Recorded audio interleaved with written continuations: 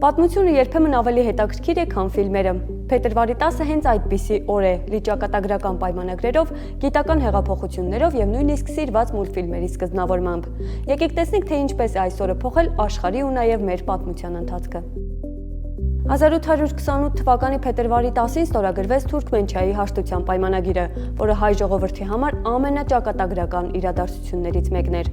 Այս պայմանագրով ավարտվեց ռուս-պարսկական պատերազմը։ Արևելյան Հայաստանը, Երևանի եւ Նախիջևանի խանությունները անցան Ռուսաստանի տիրապետության տակ, ինչը հիմք դարձավ հայերի հայրենադարձության եւ հայկական պետականության վերականգնման հեռանկարի համար։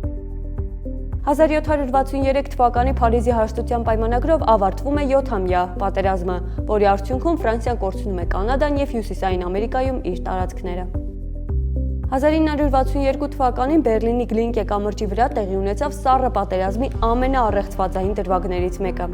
Խորհրդային հետախույզ Ռուդոլֆ Աբելը փոխանակվեց ամերիկացի օդաչու Գարի Փաուերսի հետ, որի ռմբակոծիչը խոցվել էր ԽՍՀՄ-ի երկնքում։ Այս պատմությունը հիմք է դարձել Սթիվեն Սփիլբերգի հայտնի ֆիլմի համար, իսկ Գլինկեն ստացել է լրտեսների կամուրջ անվանումը։ 1840 թվականի փետրվարի 10-ին կայանում է Մեծ Բրիտանիայի թագուհու Վիկտորիա թագուհու հարսանիքը արքայազն Ալբերտի հետ։ Հենց այս հարսանիքից հետո աշխարհում տարածվեց սպիտակ հարսանեկան զգեստ կրելու ավանդույթը։ Մինչ այդ հարսնացուները հիմնականում կրում էին իրենց լավագույն գունավոր զգեստները։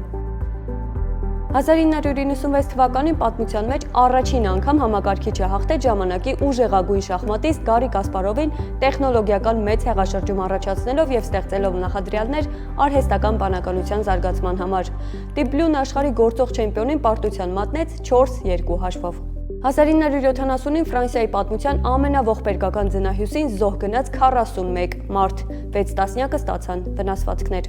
Փետրվարի 10-ին նախորդող օրերին Ֆրանսիայի Ալպերում առատ տեղումներից հետո ձյան շերտի բարձրությունն անցավ 2 մետրից։ Պոint-դյու-Ֆրոն լեռնագագաթից սկսած ձնահյուսը շարժվելով 100 կմ/ժ արագությամբ սրբեց իր ճանապարհին հանդիպած ամեն ինչ, այդ թվում երիտասարդ դահուկորդների հանրակացարանը։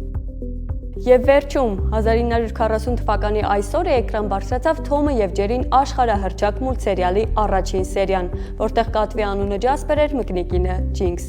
7 Օսկար շահած այս ֆիլմաշարի առանձնահատկությունն այն է, որ կատվի ու մկնիկի թշնամությունը երբեք չի ավարտվում իսկական հաղթանակով։ Հաճախ Թոմը եւ Ջերին վերջում ընկերանում են կամ միասին փախչում ընդհանուր թշնամուց։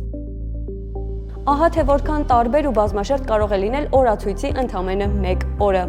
Իսկ այս իրադարձություններից որն էր ձեզ համար ամենազարմանալին, գրեք մեկնաբանություններում։